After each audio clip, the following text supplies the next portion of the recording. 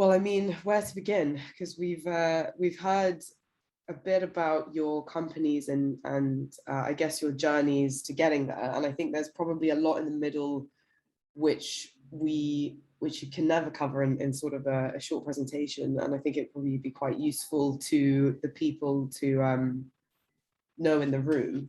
So I don't know, because you guys have very different applications and across different sectors, and some of you are more B2B, some of you are more B2C.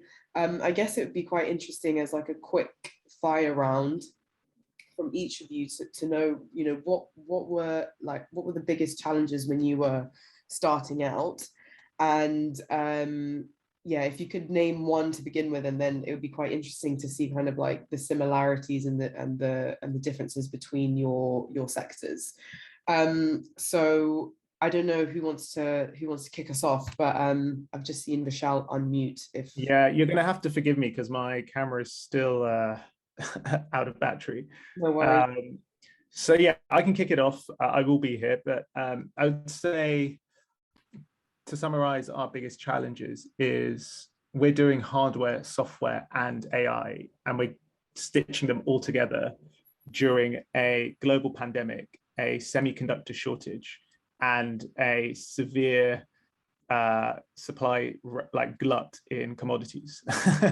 And trying to navigate that has been interesting and challenging. And fortunately, we have a great community of customers and backers who are extremely understanding and supportive. Yeah, I mean, what a kind of triple threat that you kind of outlined there. And I think, yeah, especially with the kind of like semiconductor shortage and the droughts across the world, unintended consequences are always an interesting thing. But when you were starting out as well, I guess would the crux just be, as you said, the kind of element of the hardware and the software is kind of the hardest point for a startup for you? Well, yeah, I think firstly, once you start to do hardware, especially in Europe, people start to frown at you, especially investors. So it can be quite disheartening to hear time and time again from investors and people around you, like, guys, are you sure you want to do this? Are you sure you want to go down this path? Like, and a lot of the times we were kind of like, yeah, because the reason, as I outlined in my presentation, that we're building this solution to this particular problem is because we personally are invested in the solution, and we have faced the problem. And I really liked Renee's talk because, I think Renee illustrated the building an actual solution to a genuine problem. And once it's obviously tough what we're doing, but I would say that if you do decide to do hardware, just be prepared for a lot of rejections, or at least it'll be like climbing a mountain, basically. Much more, yeah. I mean, most businesses are like climbing a mountain, but that's just my perspective. Yeah, I was going to say, I think the climbing a mountain is definitely, it is real. I reckon. So the kind of challenges that I think I was facing when I was looking at making this decision, actually the first one started before I even had started moving towards this company, which was deciding that the PhD wasn't right, and having someone stand in front of you and say, I remember one of the guys in the lab turned around and said to me, how does it feel to fail at your PhD? I was like, I have not failed at my PhD. I've actually chosen that it wasn't a route that I wanted to go down. And I think that in the same way that you were just saying, Michelle, that there are people saying, do you want to do hardware? Are you sure? What's the point? It's wrong. Like, there are a lot of naysayers on the route. And so I think that I found that one of the challenges that I faced, and I mean, yeah, trying to build a software company as a 20, I don't know how old I was when I started, 25-year-old female moving into like the Bridge conference to talk about kind of how you can use data better, is you come up against a lot of naysayers, you come up against a lot of challenge, and against a lot of confusion and misalignment against what it is that you've understood you're aiming to try and do. So I think that the way that you combat that, or the thing that I found was the best way to overcome that as a challenge, is to spend the time thinking about what you're trying to achieve well, and then think lots, do once, but do quickly. To not doubt yourself and trust your instincts as much as possible, because they usually will be good. And if you're not sure, then to always consult with or find that trusted network of people that you can rely on to help you make those decisions better. And so at the very beginning, that was quite challenging to find. It would be me reaching out to uni friends and asking if they knew anyone who worked in startups. But as time goes on, you build that network, and actually building that network of knowing people in other organizations who are in the same role as you are, so that the ops people in other startups that are looking to raise their next series A funding, they're the kind of people I talk to. But when you turn around and think, oh, wow, I've actually ended up building a business that is closing like 7-figure revenues on an annual basis, it's like, yeah, this is where I was trying to go. But it was very challenging to get here, and that route's not done either. As you do continue to grow, you're constantly faced by these challenges of, should we hire that person? Are they the right fit? And it'll be a constant battle of confronting questions that you've not had to before, and seeking support from people who have had that experience, especially coming straight out as a student into this world. But it's a fun one. You've got to trust yourself. I think that's kind of the challenge and the solution that I put out there. I think that it probably resonates with a lot of people in the room, because like even what you mentioned in your presentation, Anna, where it's like you could have easily like gone into like finance or like consulting job, which would have been in many ways a much easier ride than starting a startup. But you have to kind of take the leap of faith and say, no, I do want to do this thing. But just quickly before I forget, because you said the point about the network, and then I do want to get to Renee and Charles about their sort of biggest challenge. But where did you kind of mentioned a few places of networking, and we heard from Michelle, for example, like Entrepreneur First, but in terms of like resources, are there like specific groups or meetups that were useful, or was it just kind of like your university peers? I think probably a combination. A few of my university friends decided to go down the startup route at different phases, kind of as interns during their university time, up to now being some of like heads of products of some of the cool companies that are out here at the moment. I think for general entrepreneurs, I found quite a few actually through the Digital Catapult and some of the events that you guys put on with the Machine Intelligence Garage, or previously there had been other kind of webinars and workshops that you could attend and you would cross paths. There were a few specifically in London as well, different, and this was pre-pandemic, but different investors used to hold pitch evenings where they would have different startups come and like pitch for 3 minutes their presentation. So I know that Balderton did one, that I went to, a few others, but an interesting place to find other startups, because they're all tied. They tend to be tied to the same stage as you are. So you meet a lot of founders very quickly who are all looking for the same amount of funding, which probably means the same stage of business approximately. So that was kind of a fast way of finding lots of people. And then sector-specific expertise just comes from going to the conferences that I'm involved in. The industry, the transport industry is like a massive one that has a lot of very specific conferences that come out. And each of them now are desperately looking to get more innovation coming in. And this transport sector, I don't know what it looks like for the other guys, but that means that those conferences often have startup zones or the equivalent. And so finding founders and finding other companies who are trying to go through the same journey, I think that's the route that I've been. Finding investors and going kind of bigger, probably a different answer, but at least finding that network of support. So just the last one I'd mention is that finding the experienced support is harder, but they are out there. So finding kind of one of the advisors to the business used to head up Ford's, the whole of the Ford UK kind of production line. So, and built that back from the crisis. So knows a lot of kind of business, knows a lot of all of that lovely speak. And so that happens a lot less organically. There's some reaching out, there's some looking for the big names in your sector, but there's also just kind of trusting instinct about people that you meet as time goes on. But finding those kind of people has also been incredibly valuable to how we've been able to build our business. That's really, really useful. And so when you said in terms of like reaching out and finding the kind of big names in your sector as well, was that literally just the kind of like cold LinkedIn approach? Or? I think you gotta, I think I probably have sent a few kind of fumbled emails to cold outreach to people who I kind of really admired or respected that I wanted to speak to. I think, and you'll probably hear this elsewhere, in the same way as a cold email to an investor is never going to land particularly well. It's always better if you can to try and find a warm intro. So going through the LinkedIn, looking at the third order connection, seeing who might have some way of getting access to this person that you think could be of interest. And then I think keeping your eyes open and noticing the people as they kind of drift past as well, because while it's great to find someone and formally engage them as an advisor for the business, giving them like a certain percentage of shares or some kind of package that lets them be remunerated for their time, finding the individual who's genuinely really invested in and excited by your company and wants to help support in a slightly less formal fashion actually can be really valuable too. And then it starts to blur the line into a personal mentor. And again, I can't vouch enough for how much that's been helpful for my own personal development over this journey as well. So that's probably my 2 cents.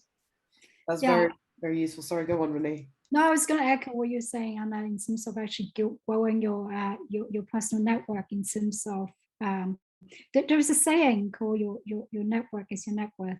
I don't know if anybody of you heard of, but it sounds cliche, but it's true, right? If you want to reach out to somebody and you look at your LinkedIn connections and you say, oh, okay, I'm second degree, I know this guy knows this guy, so why don't I get him or her to get in one intro to me, whether it's for investors or customers or even co-founders, right? If you particularly have a profile of the type of founders or co-founders you're looking for, that could be a way to go. And I was going to say that as well. There's so much help to become an entrepreneur in the UK and in the US, across the globe, in Europe. It's incredible. I mean, when I graduated from university, there's nowhere I've not even heard of Accelerator. What was that? But right now, there's so much program out there. All you need to do is ask Mrs. Google, say, show me what is the Accelerator, and then actually dig into it. And a lot of these programs have their own network and then their mentors and their investor networks as well. So when you go through, and it's as much as you invest your time and efforts into one program, and you get as much out of it as well. So when you're actually in a cohort and with 10 other company, 5 other company, whatever, if you really want to put in the efforts to build that network, then it will come very handy. So it's all about making yourself known for what problems, and reach out. And I think action speaks louder than a lot of ideas. I think when we first started in CityMass, for example, there's a lot of assumption being made, and just because we're passionate about a problem we're facing because we personally experienced it, but is there a business model there? That is a big question for any sustainable business, unless you're a nonprofit, unless you are a charity, for example, right? And you got to survive. In order to survive, you got to understand the problem in depth, and then what is the solution? Is it the right problem first of all? I think that is a big question. A lot of startup fails, and one of the key issues I think is to and maybe it's solving the wrong problem. Yes, there's a bigger problem of overall sustainability, for example, and then within that, there's many problems, and there have been different levels of ecosystems and with different layers as well. And which is the problem that you are currently wanting to show, and really dive into that problem, understand that problem in depth. In fact, CityMass has spent 1.5 years doing research, pure just research, not even product development, identification, nothing. We've been doing this research, we're teaching with universities and charities, just understand the pain points of people with disabilities and how technology sort of solve any pain points of their daily lives across different days of their life. For example, in the morning when you wake up, what do you do? All the way to go to bed. So it is important to actually understand the problem in depth and what you're solving, and then sort of come to some solution.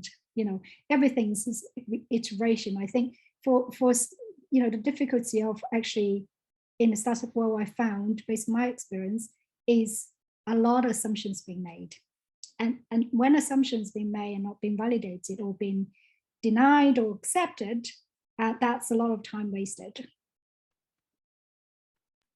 I think you're spot on there, and I think half of the work that Digital Catapult does as well is say like talking to corporates and kind of encouraging them in their innovation journey. And I think what's interesting is that it's not about the technology that you're using. It's not about if it's like AI or whatever. It's like, how is this actually going to improve what we're doing? Is this going to add value to the business? It's less about like how flashy whatever the technology is. It's like, is this solving a genuine problem that we have, and you know, are we willing to kind of invest the time in it? So I couldn't agree more. And I think the kind of what you mentioned about the assumptions is something that a lot of startups will have to grapple with as well. Charles, I wanted to also hear from you, either kind of echoing something that Renee, Anna, or Vishal said, or just from your perspective, what, going back to that kind of original question of what was the number one challenge for you when you were starting Additive Flow? Yeah, it's a good question. I think I have two kind of answers, and I think they'll be mostly applicable to kind of deep tech or deep science startups. But the first one is kind of more with respect to like what is implied in an innovation, in the sense that you're kind of proposing something to the market that is not there yet. And so I think there's like a huge challenge to actually get the people to believe in the solution that you don't yet have, right? And so that is really quite a challenge, I would say. And the second one is kind of more practical, and probably refers to the kind of the point that Vishal mentioned around developing technology, whether software or hardware. And so I think one way to kind of tackle that is to ask yourself, well, what is the kind of the path to success? And then you can visualize as like a graph of dependencies the technologies that you rely on. And one framework that is pretty handy to do this is called the technology readiness level, where you can actually rank each of the technologies that you depend on to evaluate how ready they are for market.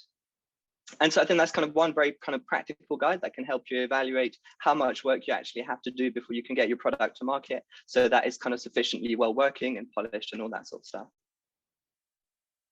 Could you expand on, well, both points? So the first one where you said you're kind of proposing something to the market and you don't even have the technology yet. How did you get over that when you were talking to customers or investors or anyone really? Yeah, but I think you really have to kind of get up to speed and develop something as minimal as it may be. I mean, I actually came across like a video of the initial version of the software and it was so bad. But still, you know, we were pitching to people and like getting feedback. And I think like, obviously you do need like a thick skin to kind of like keep going. So I would say, yeah, just persevere. And like fundamentally, for someone to persevere through all this kind of hard work, you need to have like an extremely like robust belief in that what you're doing is actually benefiting the world in some kind of even metaphysical sense. I don't know. Yeah. That's a fantastic response. And I like what you said as well of like, I guess it's a case of like starting small and then kind of iterating in the way, otherwise you're not going to develop a product which is like solving a genuine problem, as you said. And kind of picking apart more the practical thing that you said about the technology readiness level and what you're relying on. Can you elaborate on that a little bit more? Yeah, but perhaps I wasn't so clear. Okay, so basically, like I think most technologies, when they develop like a product, they rely on a number of different components. Those components could be software library, hardware components, a bunch of different things.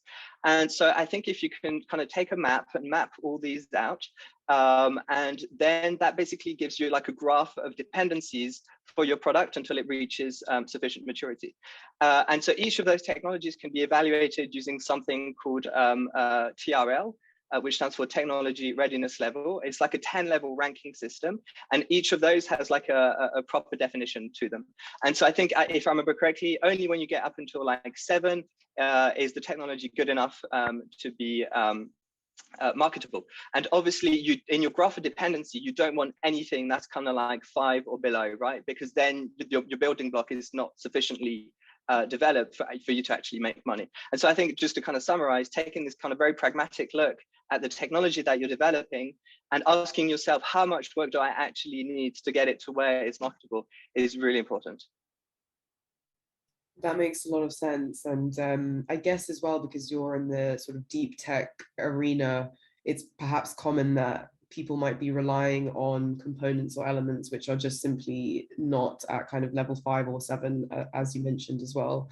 So that makes sense.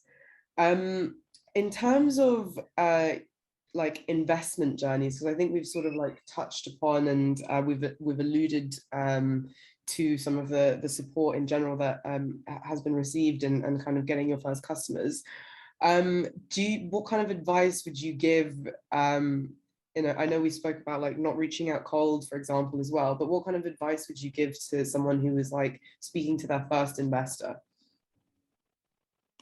Investors are humans too. I think the number of kind of borderline panic attacks I had walking into a room where I knew I was going to have to speak to this terrifying human who was going to let me have money or not was horrible. But by the end of it, the ones that went the best were the kind of pitches where I just honestly didn't care about who the bloke was on the other side of the table and could go and just be like, listen, this is our business. I know it. I know our business plan. I know our numbers. I know why we're doing what we're doing and where it's going to go. I know how it's going to make money, and I can explain where and why.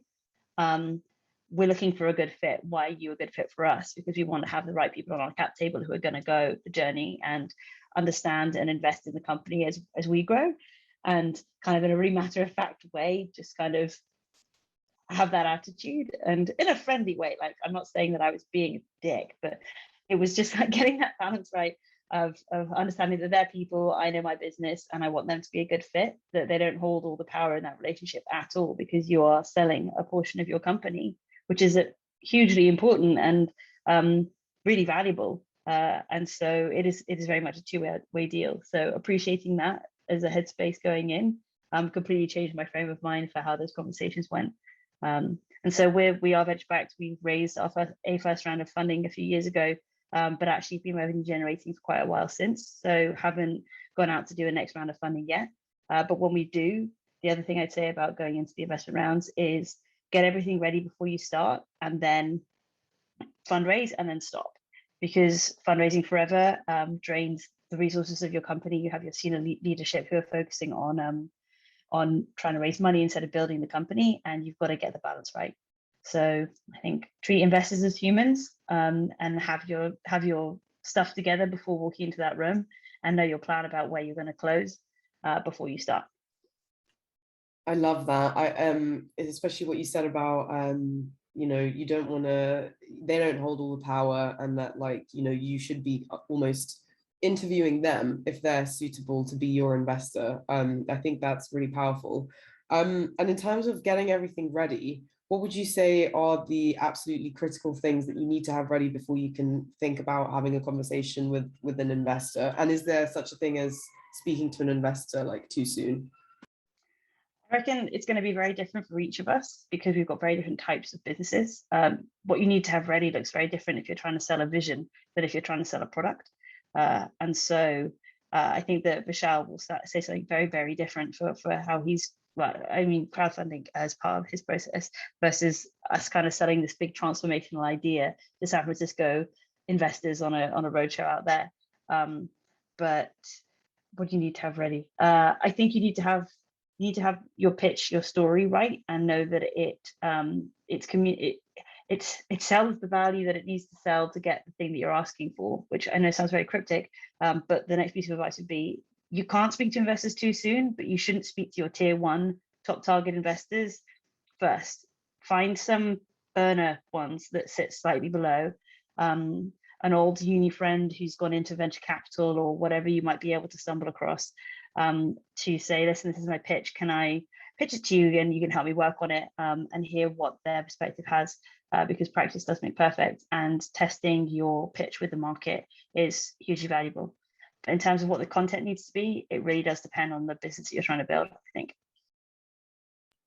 I love that. I think that that's really solid advice, to not burn your tier 1 too soon. And yeah, it's like every single experience is going to like refine your pitch to be like a different iteration and even better than the last. But I thought it was a good segue to hear from Vishal about crowdfunding as well. Yeah, I was just going to say before that one thing to definitely have ready is just a really basic pitch deck. There is some really good articles by Y Combinator on designing pitch decks and coming up with pitch decks. I found that try not to, as an early stage startup, have like, especially if you're doing something that's quite complicated with a lot of research, try not to have like 30 slides in your deck. Try to have 50 and try to keep the information on each page to an absolute minimum. There's this interesting this is an interesting law called Hicks law in psychology, which means that the more touch points you have on a page, you increase decision time kind of logarithmically, and so the more like complicated graphs and things you have on your slide deck when you're speaking to an investor, the more difficult it is going to be for the other person to understand exactly what it is that you're trying to communicate, and the more they're going to actually be distracted from what you really want to tell them, which is what is the problem, what is the solution, how big is this opportunity going to be, and why are you the right people to be building this. In terms of kind of, yeah, that's just practical advice in terms of slides. But in terms of crowdfunding, I think that firstly, there's never been a better time to be a founder. And that's obviously a very cliche statement. But in terms of access to capital, when you've got like 40% of all dollar reserves being printed in the last 12 months and so much cash gushing around, there's going to be some way for you to find cash, whether that's, and if it's not from a VC, could be through debt equity, it could be through crowdfunding, could be through the community. And what you are finding now is that there are many mid-tier, lower-tier, single individuals who are operating as VCs. There are, government funding. UK Innovate are looking to increase their percentage in terms of funding. I think they're trying to hit 2.8% of GDP, the latest figures or something like that. There are ways to get access to cash more than ever before. But crowdfunding is one of those that's extremely helpful for B2C products like ours that revolve around a community. And it does mean that you have to spend a lot of time and resources building that community. We've got nearly 20,000 people as part of our community now, and that's been growing 20% month on month this year without a single pound really being spent on advertising since our campaign. And that's all come through word of mouth. And that does take a lot of time, but we've been creating content. We've been doing live streams on Facebook and YouTube and a whole range of other things to keep our community engaged. And that community, we would love to go back to that community, maybe in early 2022 and say to these guys, hey, would you want to invest in Alice? Would you want to have a piece of equity in the company? Do you want to join us on this journey? And if you do the numbers, if you have 500 people investing £500, you already have £250,000 in funding there. And yeah, that this is me talking very much from a consumer B2C perspective. This may not necessarily work at all for B2B deep tech startups, but yeah, that's just my take on crowdfunding. It's not just crowdfunding for a product; it could be also crowdfunding for equity as well. I guess as well in your case, Vishal, it was because you mentioned in your presentation as well, you already like had a following, and so it was kind of easier to leverage that as well, because you were already in the kind of content creation space. So I guess you understood your customers very, very well in that respect as well. Yeah, no, absolutely. It's definitely an advantage. And for me, it took time to develop that following personally. But yes, I guess I'm coming from a point where I do understand the what it may take to build a community, and that's not necessarily the case, or it's not necessarily optimal for different types of businesses.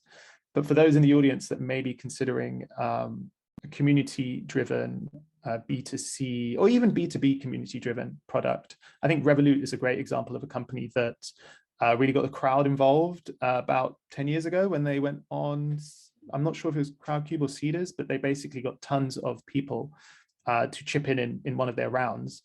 Some of these investors are holding on to hundreds of thousands in terms of the value of their shares now, but they're a great example of a company went on Seedrs or whatever, or Crowdcube or whatever, and sold some equity in their company. That's really interesting and useful. And I wonder as well from Renee, because I guess you have kind of like a mixed market in that there are a lot of consumers that would be like specifically interested in your product, but then I can also imagine that for a lot of companies who want to be more inclusive as well, they might come to you. So what's kind of been your experience, echoing off of what Michelle's mentioned? Yeah, no, it's really interesting, Michelle, in terms of the crowdfunding, raising equity rounds. Actually, we were approached by I think it's Seedr to raise one of our round on their platform on the equity side, and we did explore that. But I think the key things to remember is the platforms, how it works. And also whether the audience of the platform is really suited for the products and services that you have on offer. And after some research, we decided not to go that route. But I think for some of the definitely relevant B2C products, as you're saying, you can, you already have a B2C kind of revenue fundraise part, that's selling your product, pre-selling your product, and then you use that as a foundation as equity raise as well. There's a business case for that to do. But for our case in CityMass, I think we yes, we have a community, but we do not make money from our community in a way that there's no direct charge. So all our data is actually a revenue model is coming from business, whether it's public sector or private sector. So this is slightly less relevant on that to grow that communities. We find it's very useful to actually grow communities via social media, as exactly what we're just saying, content sharing, and let people know that you can use this platform for free to discover the accessible places, etc. I was going to say earlier on that, in terms of fundraising journeys, and agree that investors are definitely humans too, but also research and treat it as a project management is so key if you want to raise a successful round. Do your research, round up your top 100 to 150, because the percentage of conversion is very low, 1%, 0.1%, depends what you do, and to really treat it as a project in a way that with the process to do it is exactly right. When I was saying it's very time consuming. And if you don't treat it as a project, it's like a forever fundraising. If you don't see it, this is whereby when you do what meeting and then you follow up and sharing good news. I think it's a constant feeding. There is a saying, there is a sort of trend now in terms of, I just attended another, webinar a while back about PR with neuroscience. So there is this saying, your subconscious actually is making you successful, because what's a subconsciousness is that the part of the brain that you don't actually aware, like, how you ride a bike, how you make the cup of tea, that without knowing that it's actually 12 different procedures you have to go through in order to make a cup of tea, for example, and things like that. So it's about how you, from an investment raising perspective, is how much touch point that you have for that particular investors you're targeting. It's almost the same as the sales process, where you have various different, it's a playbook with like 25 different touch points for one particular client. Depends on, your B2B, B2C probably at a lot less, and B2B a lot more in terms of how, commenting somebody else's, your potential investors LinkedIn post is one of the touch point. actually clicking on something as what touch point, etc. And I think from a fundraising perspective, definitely need to treat it as a project and plan it all out, and build a process with it, regularly sharing good news with the prospective investors, even if it's just new hire, even if it's, you know, new partnership, a new client sign, new project or new awards, whatever it is that's positive. It's always good to sort of communicate those kind of news so that constantly, you know, they build a picture. So investors build a picture of what Citymas is, what are the, you know, the product is, and then it's easier to, when you come and have that meeting, it's easier to, for a start, they already sort of aware of you guys and they've already done some research of your startup. And then it's easier to convert from that onwards. I think that's really interesting what you said about kind of like building a playbook for your plan of engaging, say, like whether it be a customer, and then depending on whether they're B2B, you kind of would have a different approach from B2C, and you know, constantly kind of making sure you stay in touch, even if that's just kind of sharing good news as well. I think that's really helpful for someone who's maybe not quite at the point where they're like ready to raise another round, but they want to kind of like maintain that community. So that's really useful. Charles, I wanted to bring it back to you for the final sort of points. As I feel like we've got maybe 5 to 10 minutes left, but we haven't had many questions yet from the audience. So if you are in the audience, I highly, you know, don't be shy, get some questions in. But Charles, I know that you, Additive Flow had a soft launch within the last year, and you know, you've spoken to many investors and gotten different customers. So I'd also love to get kind of your perspective on this and your experience of it. Yeah, sure. So yeah, so we have raised about £1 million, combining both angel investment and also non-dilutive funding. I think my opinion here is slightly more controversial than everyone in the room, which is that raising funds is definitely become kind of glamorized. I'm kind of skeptical that I like having like a profit-driven institution drive your decision-making. I don't think is always a good thing. Also, I mean, with the internet, you basically have access to so much like free content, free tools. And I think the example of Vishal quite clearly demonstrates that it is very possible to build like a very successful business without taking any external funding. But I think so. I think if you really have to take in funding, then my advice there would be to be very introspective. Ask yourself, if I had £1 million in my pocket, would I find value in investing in this company? And if so, what kind of return would I actually achieve? Because that's the kind of thought process at a very high level that these investors would go through. Yeah, so introspective, I think, is really important. Can you talk a little bit more about your controversial opinion as to the glamorization of it? I think that would be very useful.